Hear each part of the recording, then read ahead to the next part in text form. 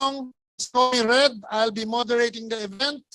I'm part of the Institute for Climate and Sustainable Cities. And to start off the event, I would like to call on nothing less a person that has inspired many and who I hope will inspire all of us. So if you're at the back, listen well, because now it's the turn of my idol. Everyone's a big fan of hers, Nakiat Dramani, to open this event in the name of all daughters and sons and nephews and nieces. Nakiat, the mic is yours.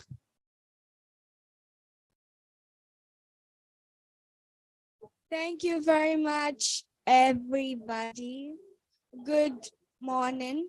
As Red said, or Angry Bear said, Nakia Germany, some youth ambassador for climate.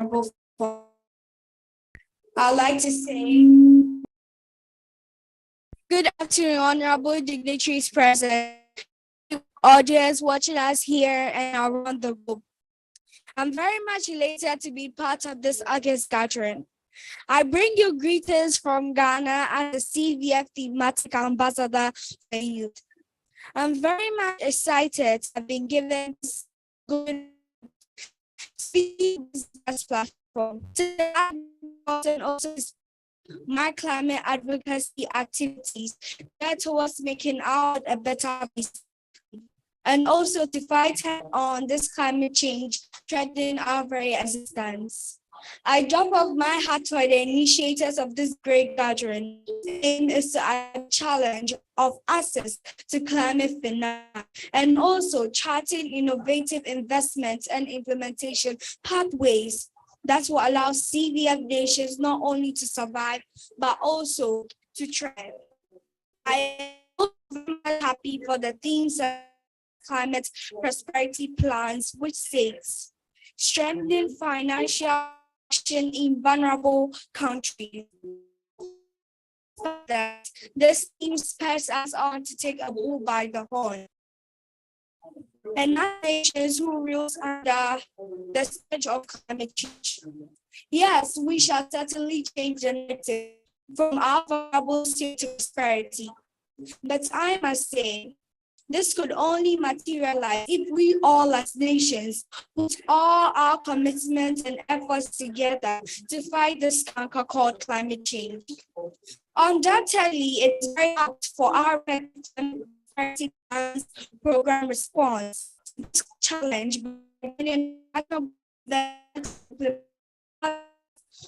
climate spread and evidence. Present an opportunity to unlock new avenues for economic and ambitious and climate smart targets. Vulnerable for and also engaging in sustained and vigorous climate sensitization for environment. My plans are to form youth in schools, communities, and yearly conference.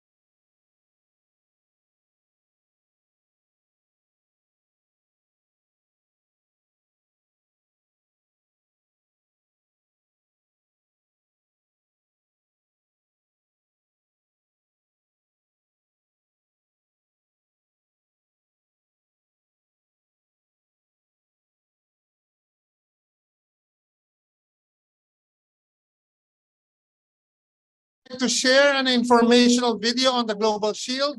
If you can play it now, that's the next part of the program. Thank you.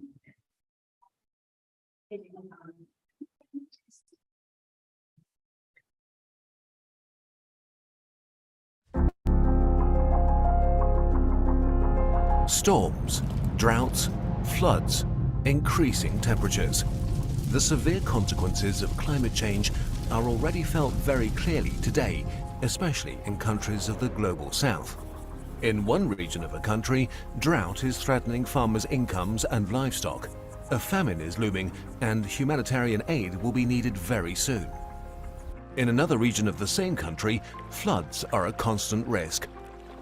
A second flooding this year has caused massive infrastructure damage. The public budget has been shifted from a school building project to build a new bridge, but now the available budget is depleted.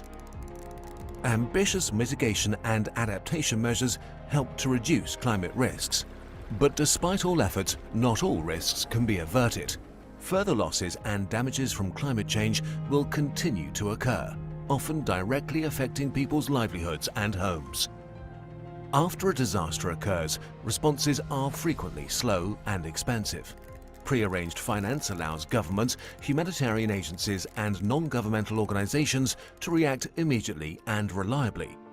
There are various financial instruments that countries can use to be prepared for and respond to climate disasters, but selecting and accessing the right one is challenging. To help countries with this challenge, the V20 and the G7 committed to jointly establish a global shield against climate risks. It will provide financial protection against climate risks to poor and vulnerable people and countries, scaling up action and support on losses and damages. The Global Shield will substantially expand climate risk finance and make it more systematic, coherent and sustained.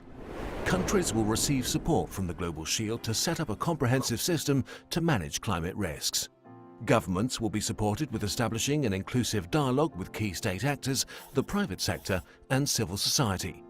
This will enable the design of effective protection packages based on the country's specific needs, up-to-date climate risk analyses and data models. Protection packages can include a stronger and adaptive social safety net, improving the overall response to climate shocks or insurance for farmers against droughts. To keep these products affordable and ensure they reach the lowest income groups, the Global Shield can provide support to pay for premiums where necessary. The Global Shield supports the implementation of climate risk finance and insurance solutions, combined with social protection and early warning systems. This way, countries are prepared when a disaster hits.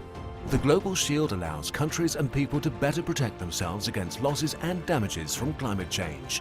And it will increase their overall resilience.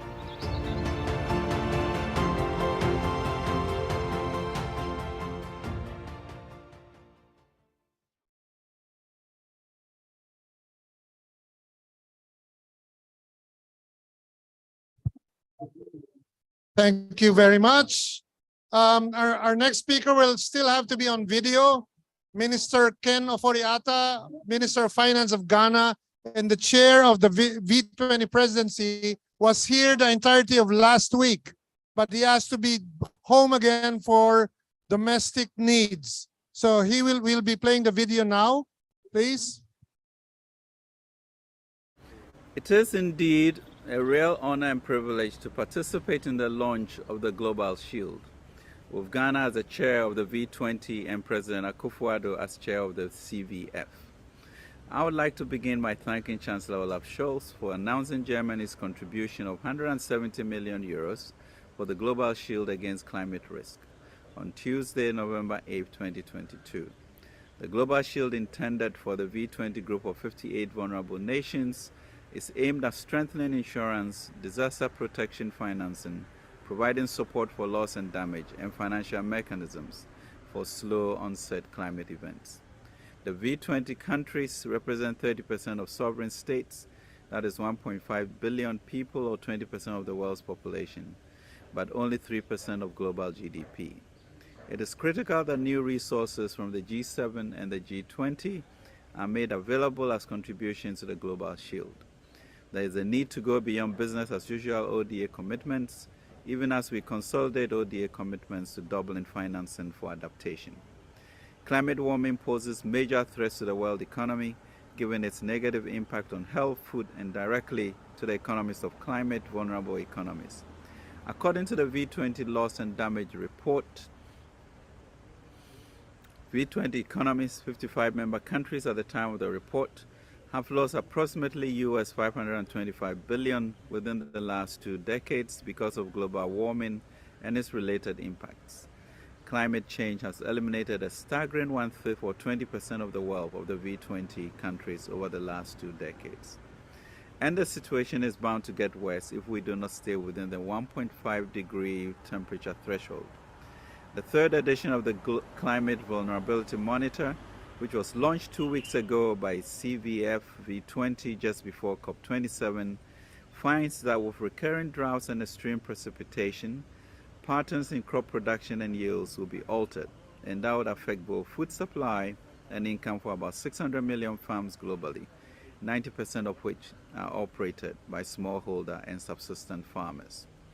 The report also finds that 58% of the shortening in crop growth duration could be avoided globally if climate commitments were met and global temperature rise was kept at 1.5 degrees centigrade.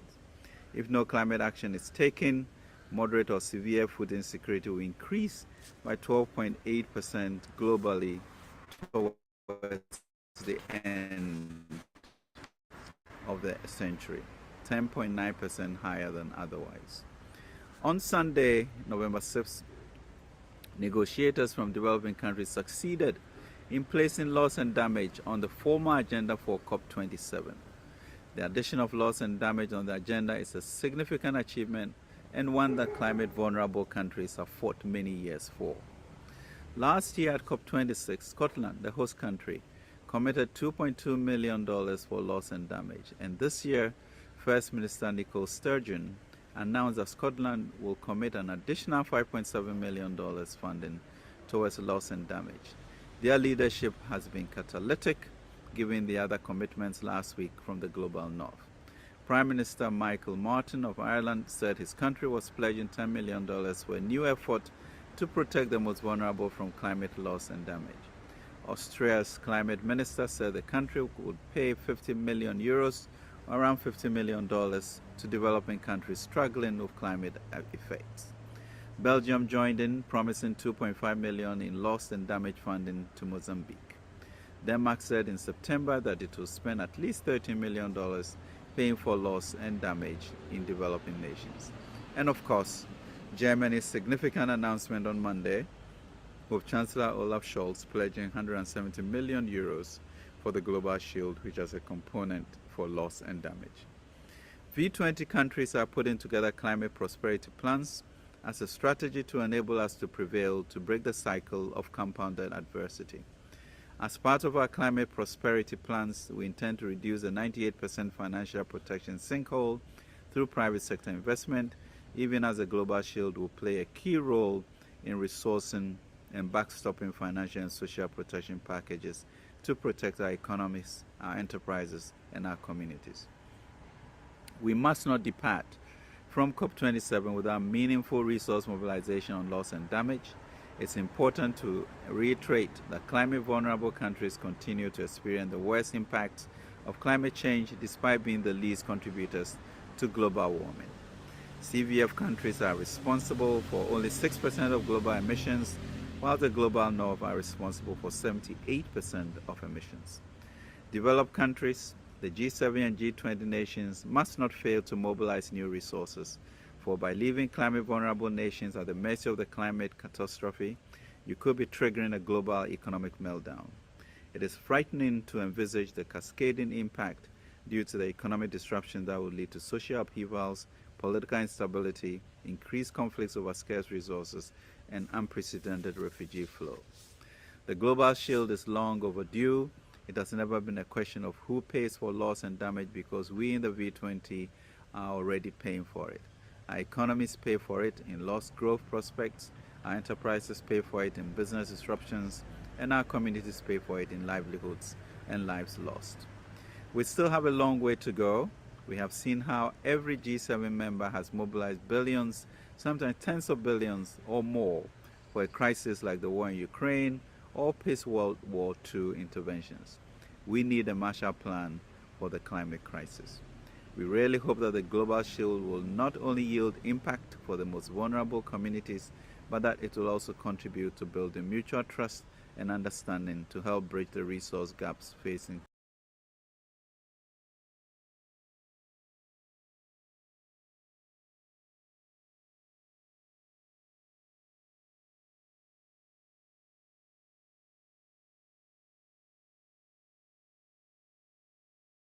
Those inside the room, 1 second, look behind you and see how many we are. Just look behind you. That's a packed room, okay? And so my request, because literally this is our challenge.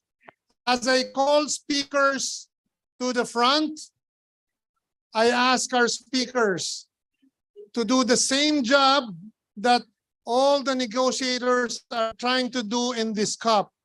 Speak loudly and rise above the noise, okay? We hear so many things. The only voices that will matter are the ones that will speak now. Rise above the noise. And with that,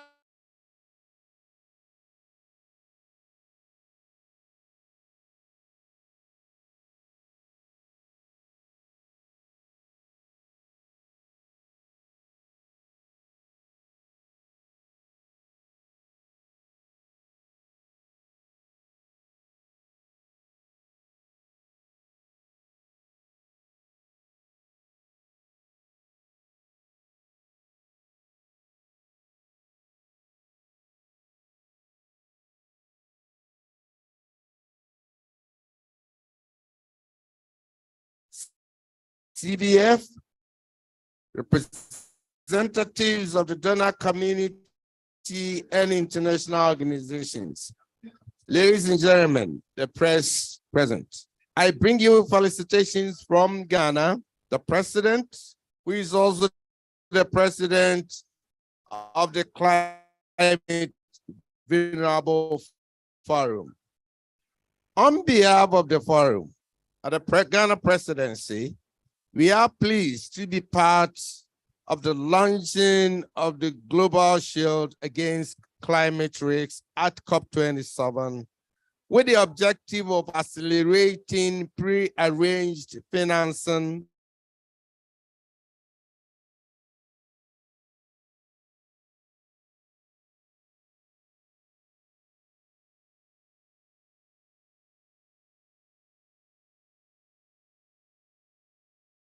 coming decades. Every region around the world is sure to experience significantly worse impacts than we are already experiencing, which will result in compounding and cascading impacts on our health, livelihoods, food, and water, as well as our national security. And the astonishing fact is that CVF countries have contributed negligibly to the climate problem, but tend to suffer from its worst effects.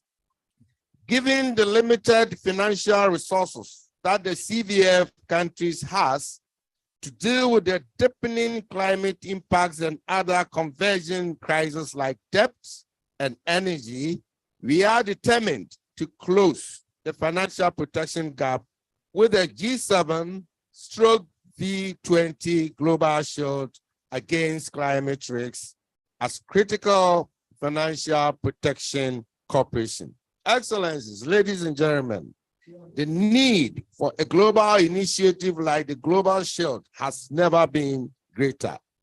One that delivers smarter solutions and other financial protection tools that raise the affordability of financial protection for climate vulnerable nations, and at the same time, enable deepened engagement of the G7 donors and other development institutions. The CVF welcomes the Global Shield against climate risks to support the financial protection targets in our climate prosperity plans. And we look forward to its prompt implementation in Pathfinder countries, whilst concerted efforts are made to expand the global shales resource base to serve the rest of the particularly vulnerable V20 member states. At this point, I would like to thank the good people and the government of the Federal Republic of Germany for the 170 million euros to the shield. And we look forward to the rest of the G7 making contributions to the global shield in the interest of increasing climate resilience among CVF countries and strengthening our economic cooperations. And I must say again, as I said this morning, that looking around the pavilion of Pakistan, a bold statement is there saying what is happening in Pakistan will not remain in Pakistan. And simply put, we are in it together. We are in the boat either to save ourselves or to sink together as the world. Coming to Sharm el-Sheikh, I've been told, and rightly so, that this is the land of peace. And if it is so, as we move around, let's discuss profile ideas and considerations. It is our fervent hope that at long last, Mother Earth will find peace with its climate. Thank you very much for your audience. Thank you. Thank you, sir. Thank you, Honorable Kokofu. Rise above the noise, okay? Our next speaker, my pleasure as well to call to the front Minister Svenja Schulze. Thank you.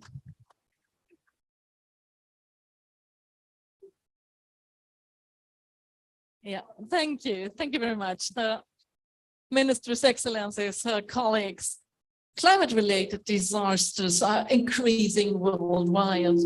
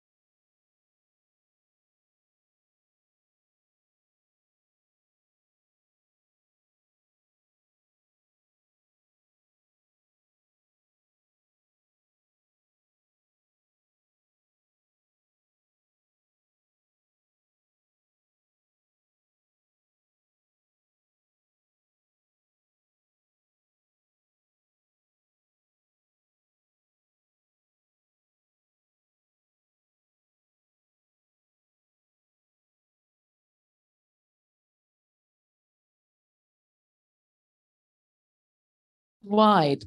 And the government is living up to its global, the German government is living up to its global responsibility. It coordinates and supports many measures to advance climate change, climate action worldwide and limit global warming to 1.5 degrees. And moreover, the development ministry assists countries in the global south in adapting to climate change and securing financial coverage against climate-related losses and damage. And in that context, it is really important to remember the more quickly and predictably funding becomes available after a disaster, the sooner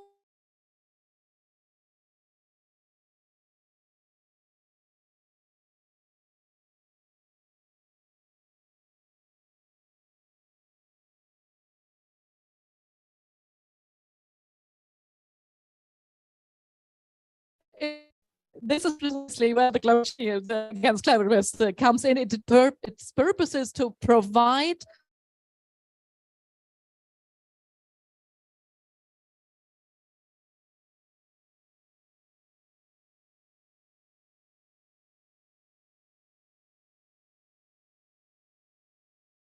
G7, so that is really working together and having joint action. And I want to thank all those involved, especially the V20 representatives, for our close cooperation. And I'm very pleased that we are able to officially launch the Global Shield against climate risk together here today. The shield provides a systematic, a long-term approach for closing protection and gaps and in the countries concerned, and for expanding their financial coverage. It relies on a variety of instruments, and they include the expansion of national social protection systems, but also funding from multilateral development banks disbursed when a disaster hits. Program for the German government, you just hear that I repeated, is providing some of 170 million euros in funding. I repeat it because we need more. It is not enough what we have now. This funding is very important to have a central funding mechanism, and we also fund climate risk protection efforts that complement this endeavor, such as the African Risk Capacity and the Resilient Investment Fund. However, let me be very, very clear, that is only the beginning. It is the ambition of the child to provide the best protection against climate risk for all poor and vulnerable people. The shield is to become a global shield, and in order to realize the ambition, it's urgently needed additional substantial financial contribution. The German government is therefore working to mobilize further donors and innovative sources of finance. It also attaches great importance to reviewing how the shield can be best work together with other funding arrangements for loss and damage, and create the synergies. So, ladies and gentlemen, climate change will not give us a rest. So we must not lose any time. The shield needs to start working immediately, and at the meeting in October, the V20 proposed the first pathfinder countries. Comprehensive and tailor-made protection packages will now be developed for them very, very quickly. And of course, the shield is only one part of the answer, but I am convinced that it can provide effective support to countries as they seek to avert, to minimize, and to address climate-related losses and damage. And I'm working to make sure that the Global Shield can help to build bridges in the loss and damage debate. In the international community, we need now to ensure that the shield will have sufficient funding, and that we will jointly put its protection into action. So I count on you all here, on our committed efforts. We need the money, and it is on the right place there. Thank you very much. Thank you very much for your applause for what Minister Schulze has shared. It's really important. That's the kind of handshake and hug that we need to win this effort. Two things that I need you all to understand. Whenever you hear that funny recording in progress, go ahead and laugh, because it's really funny. Whenever the internet drops, the Zoom recording has to reset. So we have to keep it if we are to do live streaming. That's the only thing that will happen, however. The second item I need you to think of, every time you hear recording in progress, it is a reminder of people like Nakiat and young people. Think of it as them reminding you, we are listening, we are recording in progress. And then you laugh, because that's what we're all doing. Next item. Sorry. Okay, so next item. So our next few speakers will follow something that I hope you will also understand. we always demand efficiency in mobilizing and delivering resources. So this program has a lot of speakers and we need to be just as efficient. So I will call 3 people at a time because we don't have time, as we say in climate change. 3 people that I call, stand up, take your seat here. The mic will be passed one after the other, and then vacate the seats, and I will call 3 more. Somebody said all the list of the speakers cannot be contained in our program. I disagree. If we work together, then we can deliver what the world needs to hear. So the next 3 people that I will call in front, and I will give the mic, it flows from here to here. His Excellency, Dr. A.K. Abdul Momen, Minister of Foreign Affairs of Bangladesh. Where's the applause, colleagues? Here, sir, you will be the first. Seated next to Minister Momen, His Excellency Eamon Ryan, Minister for the Environment, Climate and Communications of Ireland. Applause. Thank you. Seated next to Minister Ryan is His Excellency Lord Zach Goldsmith, Minister of the Foreign and Commonwealth Development Office of the United Kingdom. So the mic please to Dr. Minister Momen.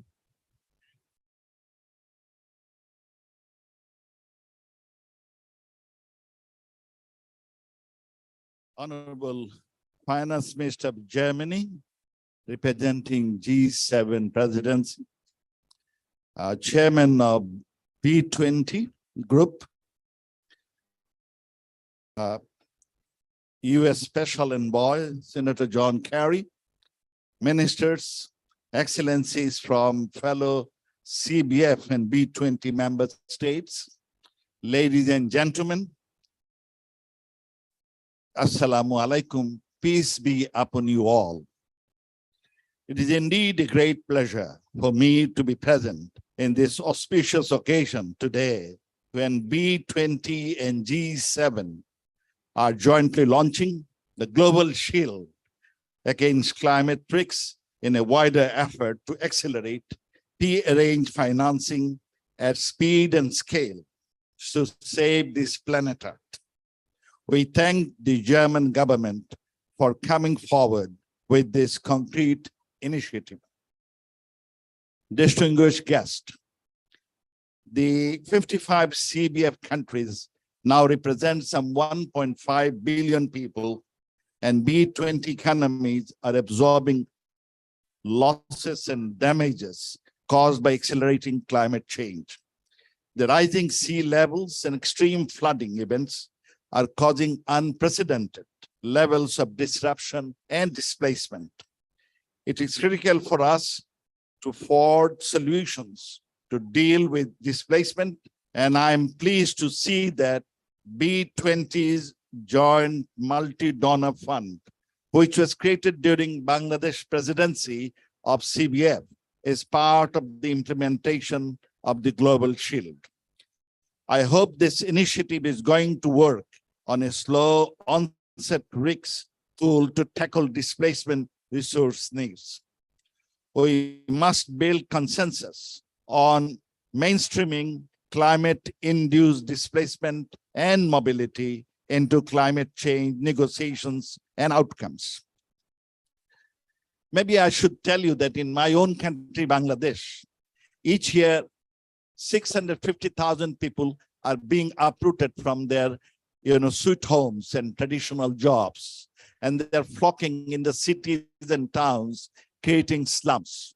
Although the contribution of Bangladesh to the global warming is less than 0.04%, yet they take the burden of rehabilitating these climate migrants.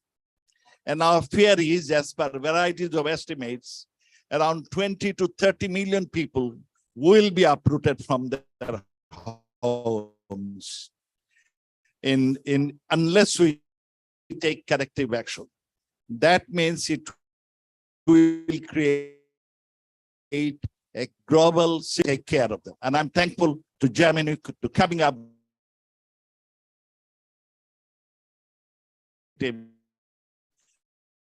we can piece by piece. In the process, we hope shield, we plan to demonstrate that can be utilized properly for vulnerable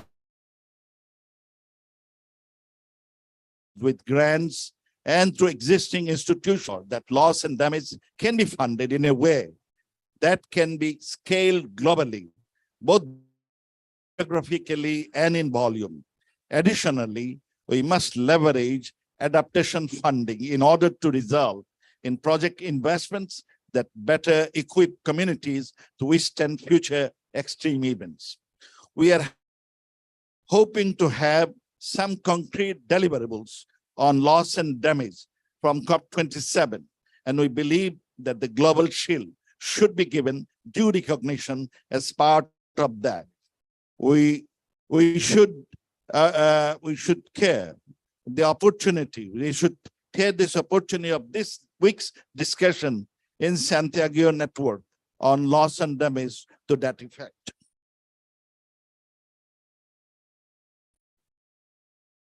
Distinguished audience, the cooperation on financial protection between B20 and G7 is a global solution for all that will require new resources from high emitters. This can be a kind of a meaningful partnership that can be pursued upon among the climate vulnerable and industrialized countries.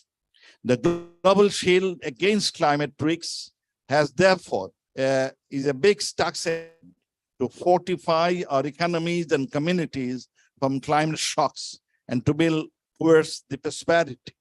This is what we NBI says in our Mujib Climate Prosperity Plan that has been named after the father of the nation of Bangladesh, Bangabandhu Sheikh Mujibur Rahman. The climate prosperity plans are being developed across the membership of the CBF. I would also like to take this opportunity to highlight the leadership of CBF Ambassador for Vulnerability, Ms. Saima Wajid Hussain, who has ensured that the Mujib plan leaves no one behind as we move from vulnerability to prosperity. Excellencies, to conclude, Bangladesh looks forward to secure as a global shield pathfinder country and pledges to help build solutions that can also perhaps be replicated in other South Asian countries in particular. Joy Bangla, Joy Bangabandhu, thank you all.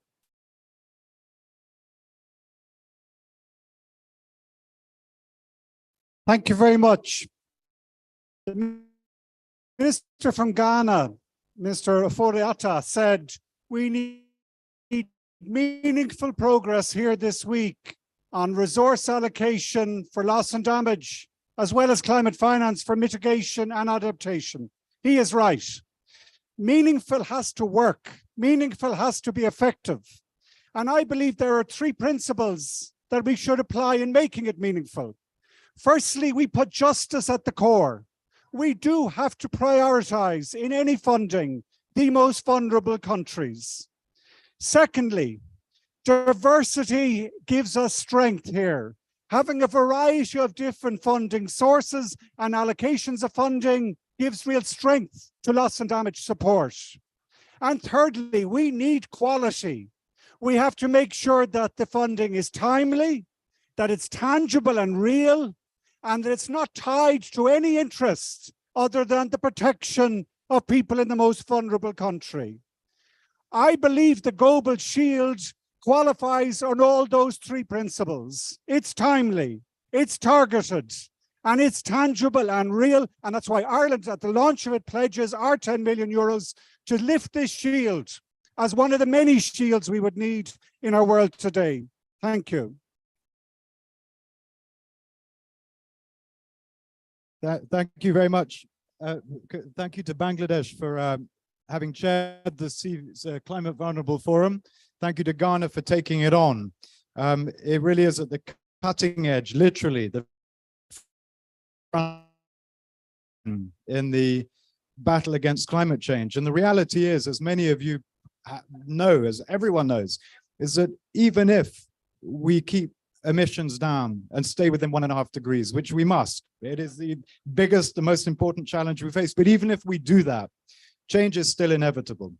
And we know that because change is already happening. We've already heard examples, Pakistan, but many other countries as well, where record drought, record floods, record winds, storms, which have never been experienced before, are battering communities. And on the whole, not always, but on the whole, it is those communities that are least equipped to deal with those extremes, and it's communities who've contributed least to the crisis.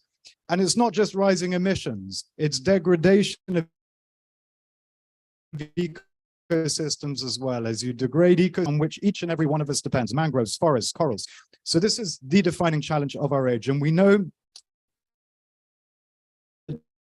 finance and insurance plays a critical role. It is really the last line of defense. So we're committed in the UK to using disaster risk finance to bolster resilience of those vulnerable communities, to make sure they get the assistance they need as quickly and effectively as possible. We demonstrated that commitment at Carbis Bay in 2020.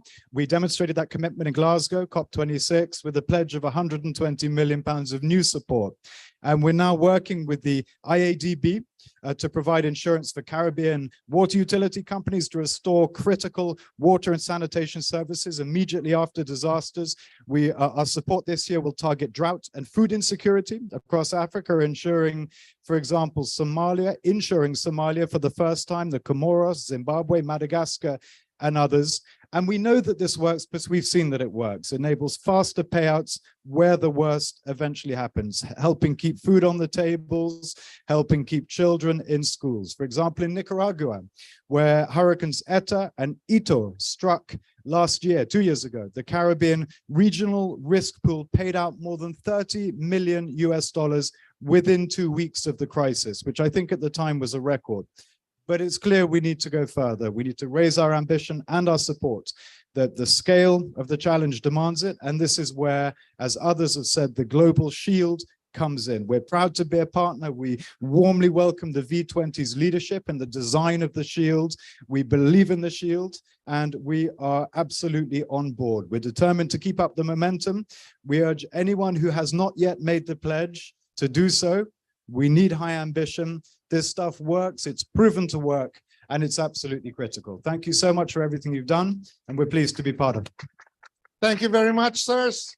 You may now leave the seats. Recording in progress. Before we call on the next three speakers, it's very important for us to also announce that from today, we'll be launching for the rest of the COP a campaign to reward those who have been making substantial, considerable effort to provide resources for the Global Shield.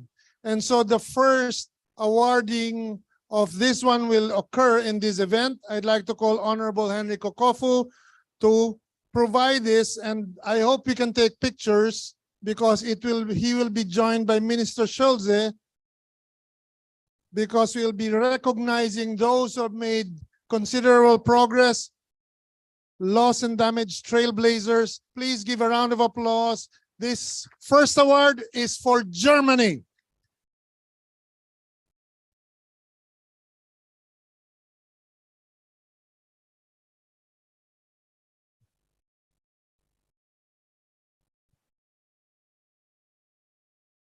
Thank you.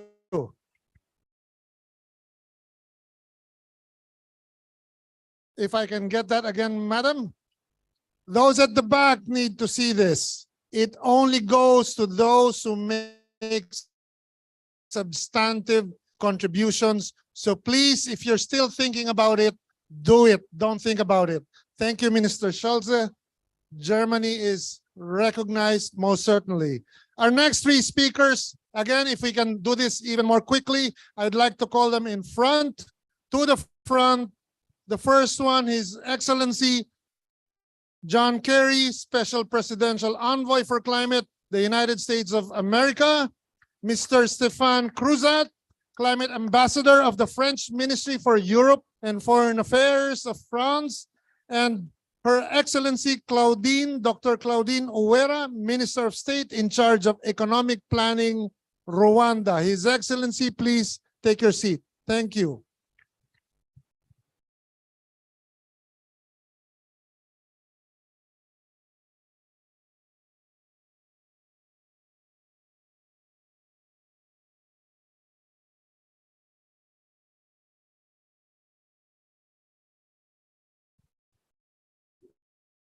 Very much. Distinguished ministers and guests, everybody. The United States is pleased that we're able to take part in this effort, and we salute Germany. Enormous money on the table in order to produce the things we need to do. The United States, as you heard from President Biden, is proud to step up and support the Global Shield. And I'm pleased to say that today we're announcing we're going to put $12 million into the disaster risk program through the risk financing program. And we're also going to put $12 million into ARC Limited. In addition, I want to emphasize the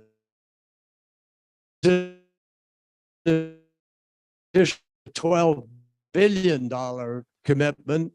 President Biden has creation and resilience, and there's $3 billion in the budget now for this year's budget in order to, it's a 5-year program of $12 billion. But happily, the American people made a profound statement last Tuesday, and as a result, the United States Senate is in the hands of people who will vote for this money and make it happen. So that's an important step forward. But I want to just quickly, and I know we all need to move quickly, put this in a kind of context. I was sitting there a moment ago looking at the Global Shield against climate risks. And then you see Vulnerable 20 group. Well, we also have a G20 group that's meeting that represent the largest economies in the world. And I want to emphasize to everybody here the philosophical and practical craziness of having to insure, which we do have to do, against risk we know is going to happen, because we are not going to do enough in order to avoid it. And we're here at the COP, not just to build resilience and to build and adapt, and not just, Mr. Mwellam, you and I have talked about this, not just to do justice on the subject of loss and damage, which we have to do, which is why it is an agenda item demanding an outcome. And we need to work towards that outcome and come to financial arrangements. But we got to recognize at the same time as we are doing that and expending enormous organizational effort to make it happen, we have in the group of not vulnerable 20, but the largest major economy 20, we have a group of countries that are on track to keep 1.5 degrees alive in the plans they've laid out, and we have a group of countries that are not. And if the group of countries that are not do not sign up to align with the Paris Agreement and 1.5, we can't get there, blow through it, no matter what the other countries do. Vulnerable countries needs to start demanding of all of the developed world that they align with Paris and meet the 1.5 demand, so that we're not just paying in to an endless fund, which tells us that even when we get to net zero 2050, we have to suck 1.6 trillion tons of carbon out of the atmosphere to prevent continuing damage from what we've already baked in as a result of our indifference, result of our arrogance, and the result of our unwillingness to honor the truth. So this is a beginning. It's a beginning to put environmental justice fully into the mix. And I'm glad that we're all here making this first stamp move in order to deal with the real issue of loss and damage. Thank you.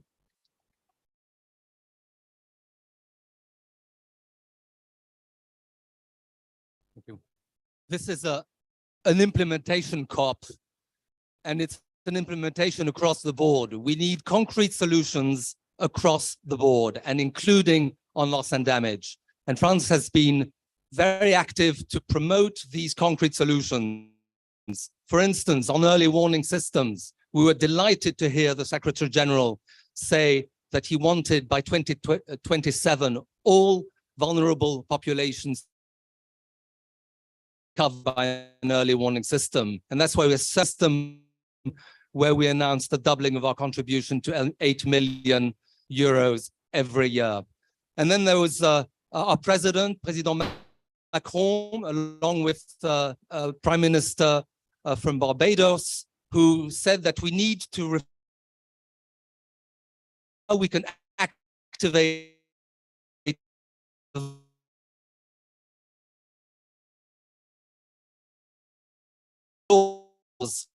in the international financial of a high council of sages from the IMF, the World Bank, the OECD, that will come up with recommendations as early as next spring for the next assemblies.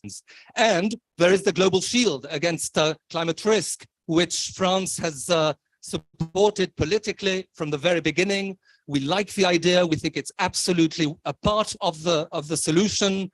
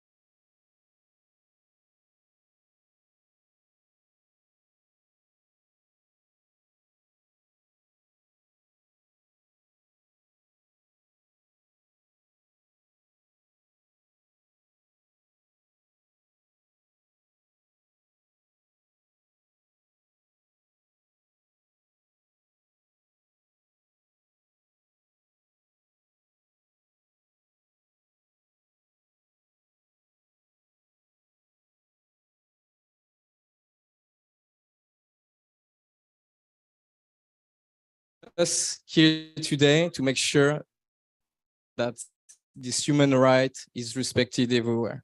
Thank you. Medasi, Minister. Thank you. Medasi, Minister Cruzant, as well. Thank you. Some of us have to leave early. I'd like to call in front as well our next speakers.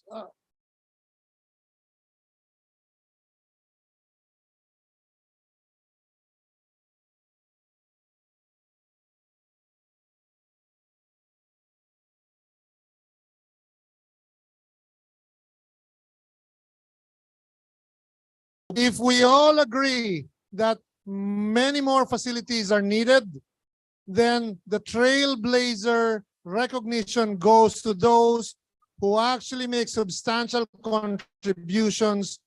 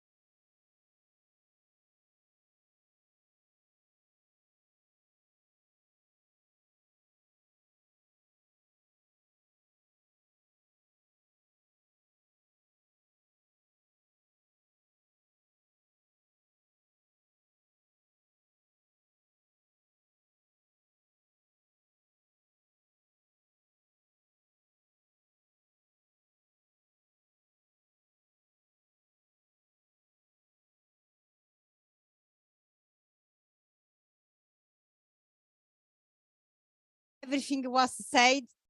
I want to mention that the European Union really believes that this initiative will address the many challenges that we are discussing here in COP when we discuss about the climate risk and the loss and damage. So very happy to say in the name of our Vice President Timmermans that unfortunately he has another engagement in the negotiation, that the European Union is fully committed to endorse this initiative. We were there from the beginning and we are fully committed moving to its implementation. What is very, very important to us, that is a common initiative from the V20 group, from DG7 group. So we truly believe that can be the good answer. About our financial support, this financial support will be announced next Wednesday, when our Vice President, this Wednesday, when our Vice President Timmermans will have the pleasure to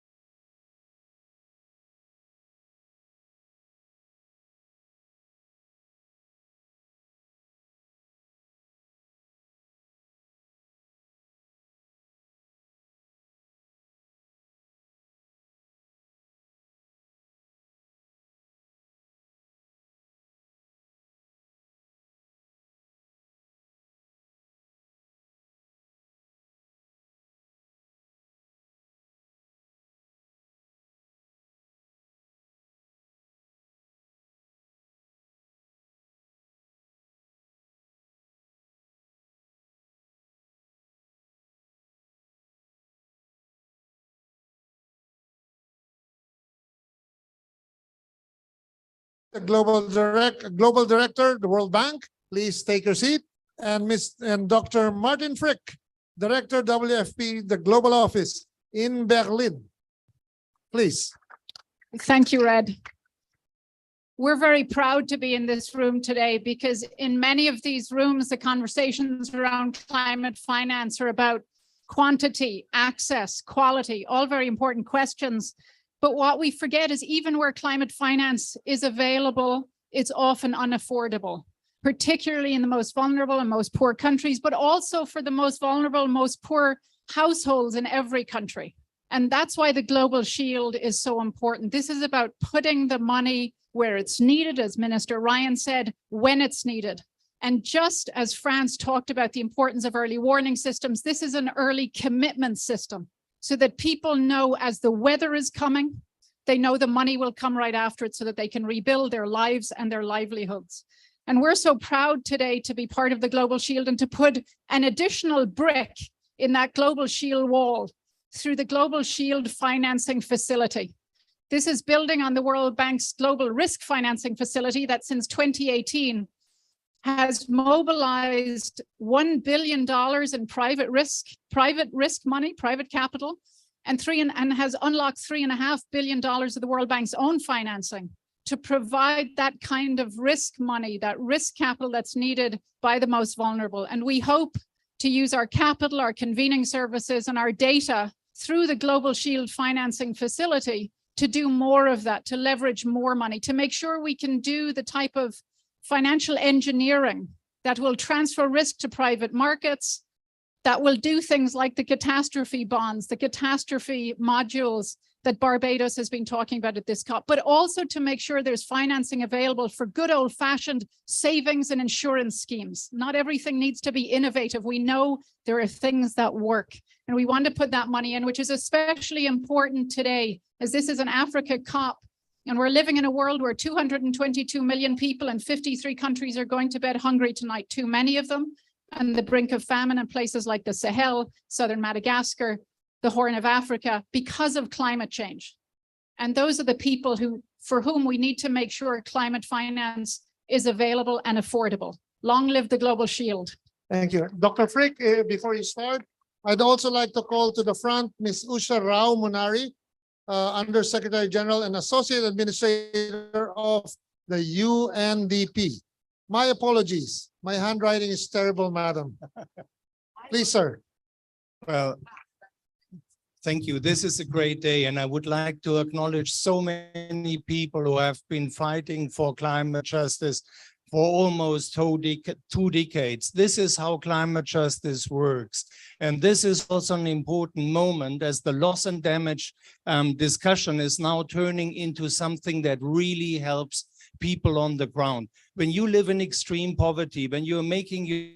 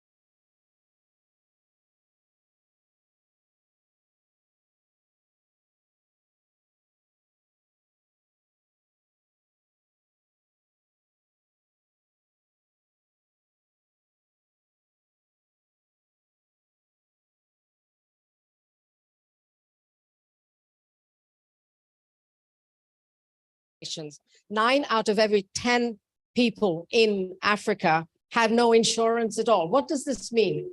Access to finance is very limited.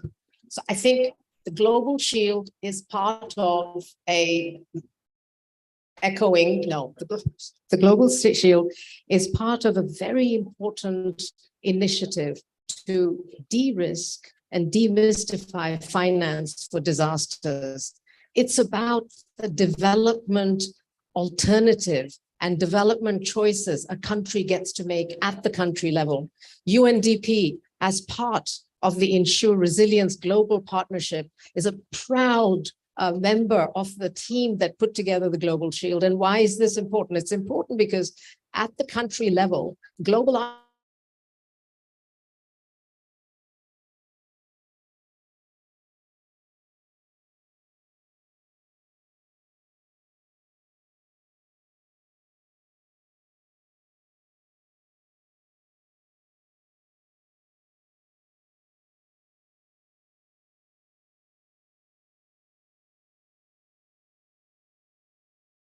without this, climate justice that you were talking about is impossible.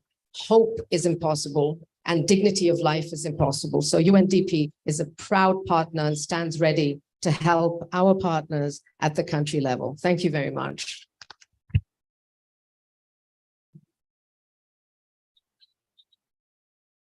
Thank you very much. We shall now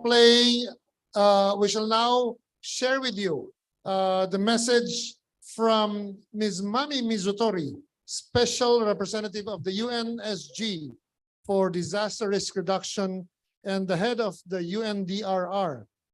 Please play her message. Excellencies, ladies and gentlemen, UNDRR welcomes the launch of the Global Shield Against Climate Risks and commends the V20, G7 and Germany on this initiative. The Global Shield is a concrete deliverable to protect climate-vulnerable developing countries from increasing climate risks. As the co-leads of the UN Secretary-General's Early Warnings for All initiative, we see the Global Shield as a significant contribution to achieving universal early warning protection. For our part, UNDRR will contribute the following in support of the Global Shield. First, strengthening the policy foundation in countries to apply the right mix of risk management strategies. Second, offer metrics, data, and knowledge on risks and disaster impacts. And third, coordinate support to countries through both interagency mechanisms and the Center of Excellence on Climate and Disaster Resilience. Together, we can create a world with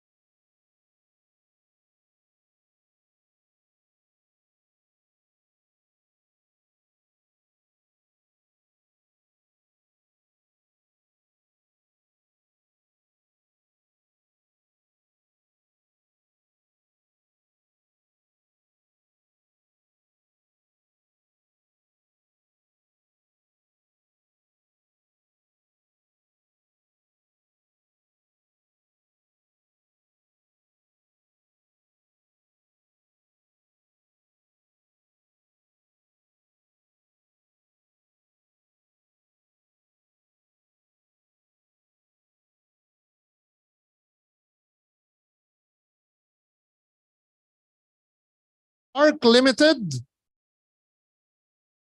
Thank you.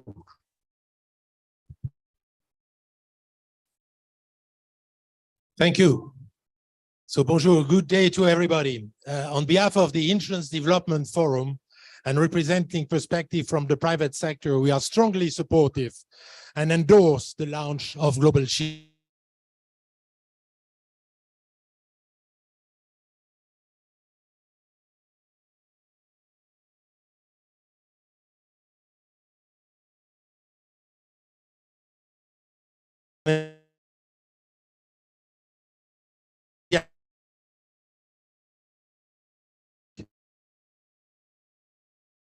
We also fully prepare to support initiative will risk modeling alliance insurance industry support towards delivering technically countries by 2024.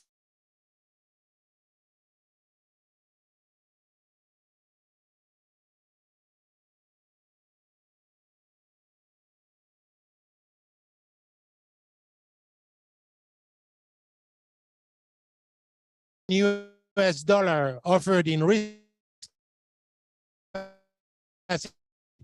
is maintained. We also welcome due focus on ensuring smart premium and support to address affordability. Many countries and communities are facing the acknowledgement that reflection is financing instrument of the Global Shield. Addressing the impact of climate change will require genuine effort to mobilize private capital. As an institution, we will continue to fulfill our role of bringing together the coordinated voice of the insurance industry to the table. I should say the coordinated, but also the enthusiastic voice of the insurance industry. So congratulations to the V20 and G7 government of Germany and Ghana for the leadership at this juncture. Merci beaucoup. Thank you very much. Thank you. Good afternoon, everyone. Thank you very much for being here today to witness this historic occasion. As the African Risk Capacity, we are extremely delighted to be part of the process. Concretely, what does this launch mean here today? For us at the African Risk Capacity, it will enable us to scale our insurance coverages all across the African continent. At the moment, we provide insurance to over 30 million people per year on the African continent, protecting them against droughts, floods, and tropical cyclones. However, the need on the African continent is 700 million people. Therefore, the Global Shield is an essential element of how we scale up our coverage from 30 million people per year to 700 million people per year. Our goal is to make insurance more accessible, more affordable, and more available to the people that need it the most in the face of increasing frequency and severity of natural disasters.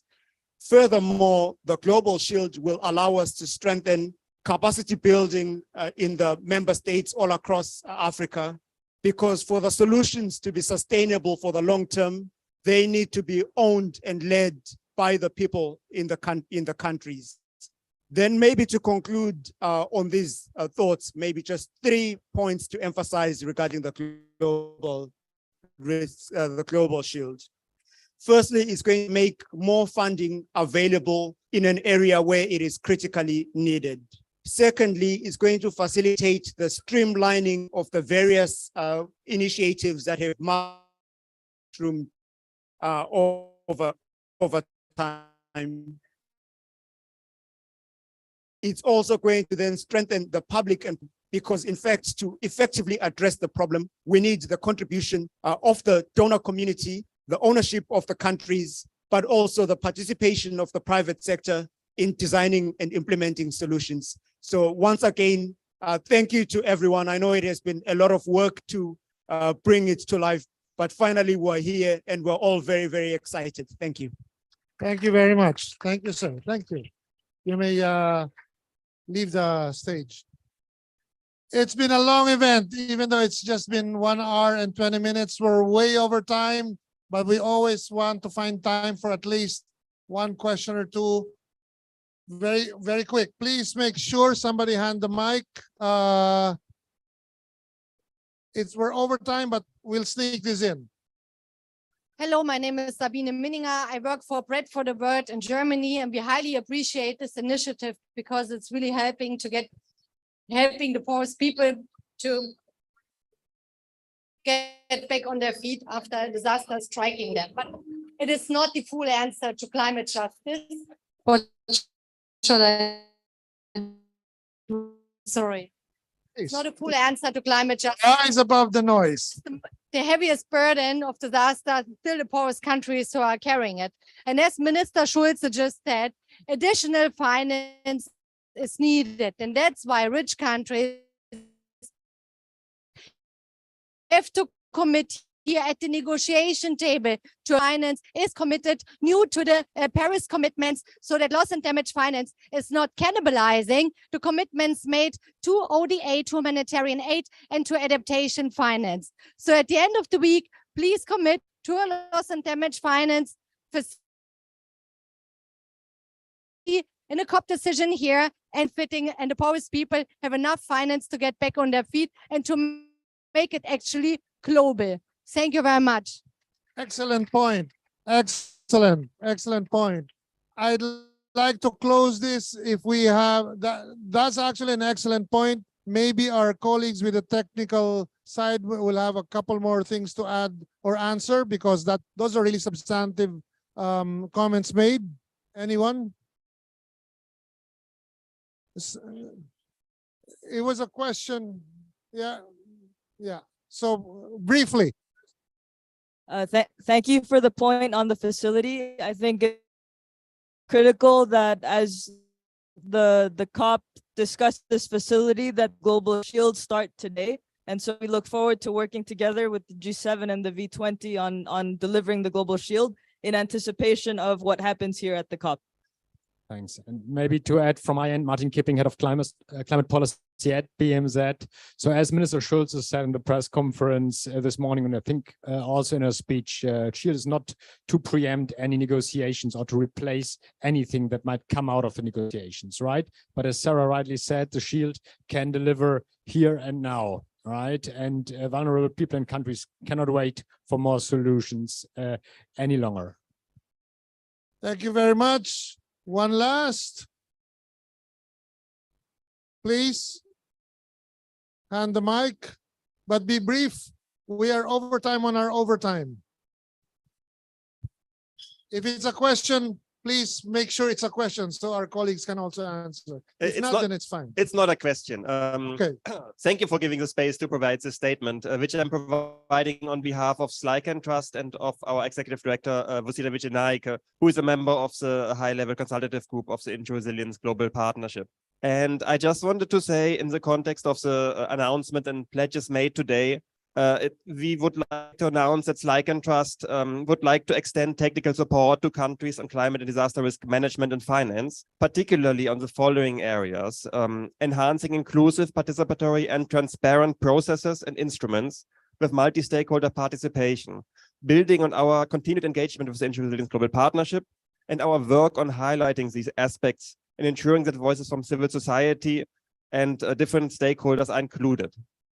Identifying entry points for the developments of evidence-based and innovative CDFI solutions, providing capacity building and support for entrepreneurship and financial literacy to vulnerable communities, setting up and developing multi-actor partnerships on CDFI on the national, sectoral, and subnational level, and accessing support and making best use of support received under the Global Shield, with engagement of youth and youth organizations, as well as other stakeholders in these processes and on these thematic areas.